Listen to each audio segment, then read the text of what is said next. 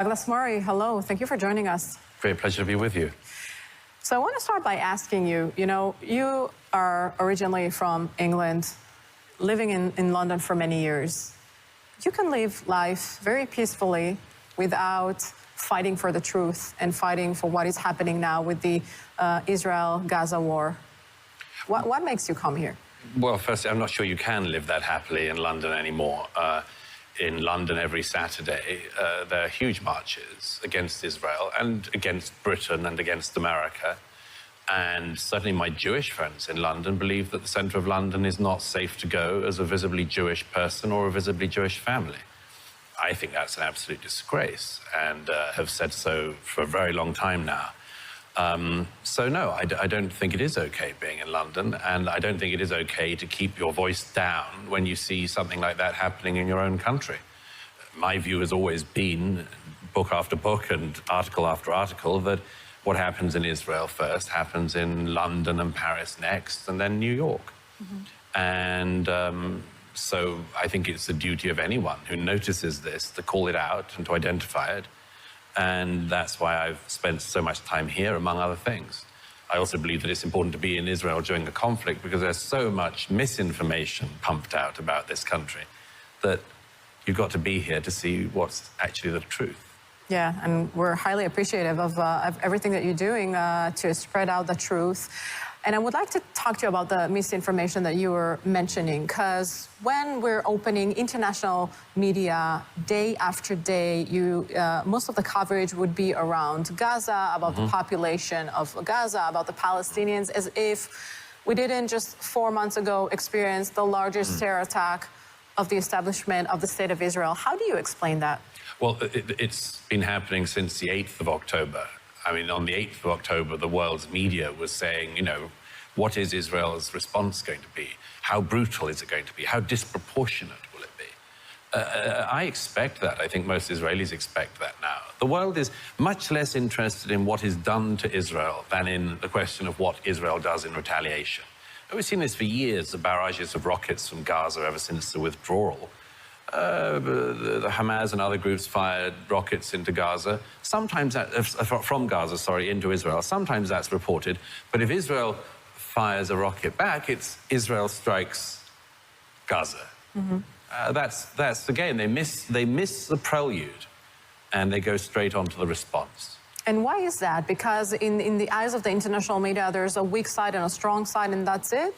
It's partly that. It's partly just this stupid thing of our era that came from America, that everyone can be divided into oppressor and oppressed, colonizer and colonized. It's ridiculous. And it doesn't work in this region. It doesn't work anywhere. But it's partly that. I'd say it's also partly, as you know, there's a journalistic reason, which is that if you're a Western journalist and you want to report on Hamas in Gaza, that's pretty tricky, very dangerous. Very, very few people have done it, and the ones who do are compromised and don't really admit it. Whereas, if you sit in a nice hotel in East Jerusalem, naming no names, you can be at the cocktail bar, and you can go outside, and you can put on your flak jacket, and you can say you're reporting from the occupied territory of East Jerusalem. And your colleagues back home in London and New York will say, wow, this is a war correspondent. So, yeah, 100%. So what do you think Israel should do in order to win this war on PR? Well, the first thing to say is that Israel has been I covered most wars involving Israel since 2006. It's important to say that this communication strategy during this war is infinitely better than Israel has ever managed before. If this was the 2006 conflict and you'd had something like the Shifa affair, it would have taken months to wring the information out of the IDF and others about what the Shifa complex actually was.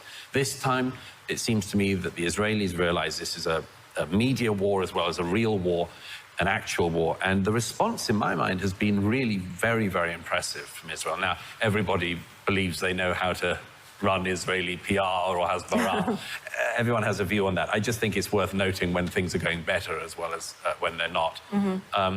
Some of this, on the question of where we are now, some of this is a numbers game. How many billion Muslims are there in the world? How many Jews? very outnumbered. Yeah, we're very outnumbered. So what can you do in that situation? The one thing really is to just try to make sure that the truth always pierces through. I have this belief, I wouldn't do this if I didn't believe it, that the truth really does pierce through 1,000 lies. And increasingly, also, there's a very, very important job to remind publics in the rest of the world that this is about Israel now, everybody else next. And it's not like that's hard to communicate.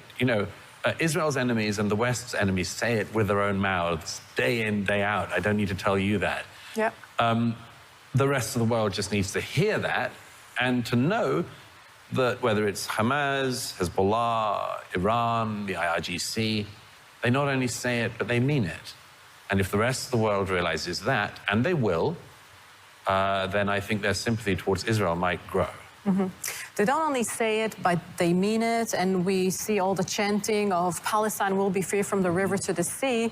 Yet again, we're seeing President Biden pushing towards giving the Palestinian a state now after this horrific terror attack. What are your thoughts on that? I mean, it's amazing. I've written about this in my New York Post column, among other places.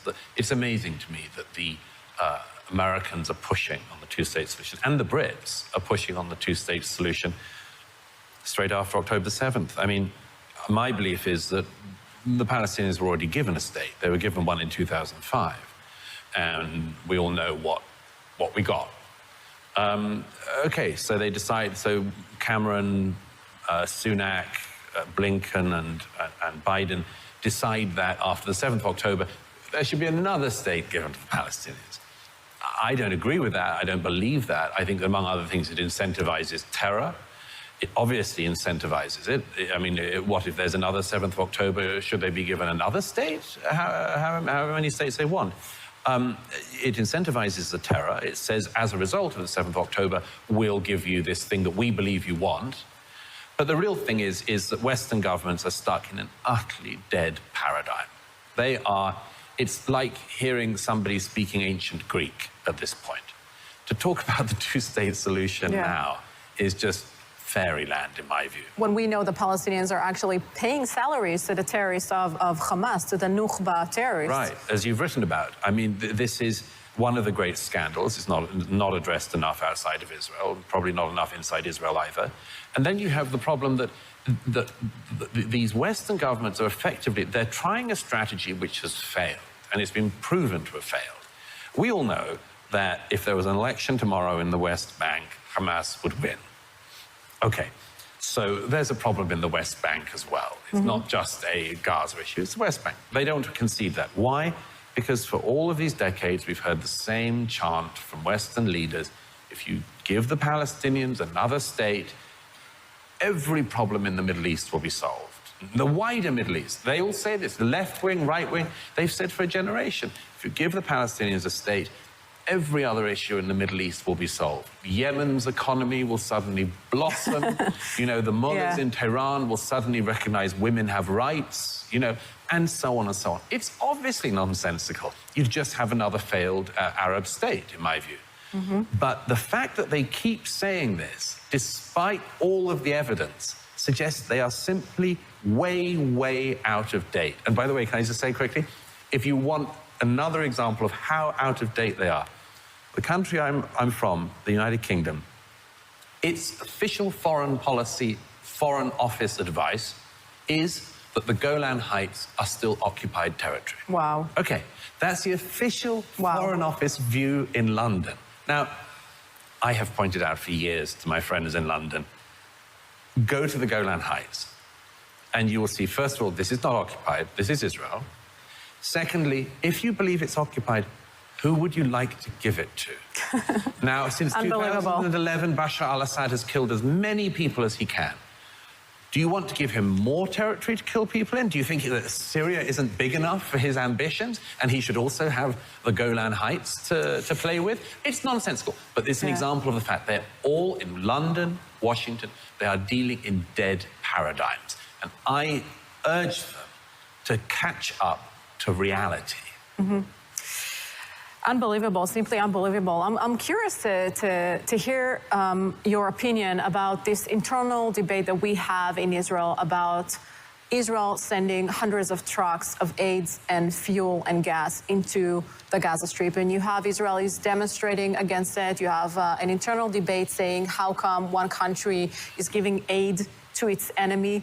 What are your thoughts on that? I think it's a very curious situation for any country to be in. During the Falklands War, small war as that is, the British government did not give aid to the Argentine government. During the Second World War, we in Britain did not give aid to the Nazis.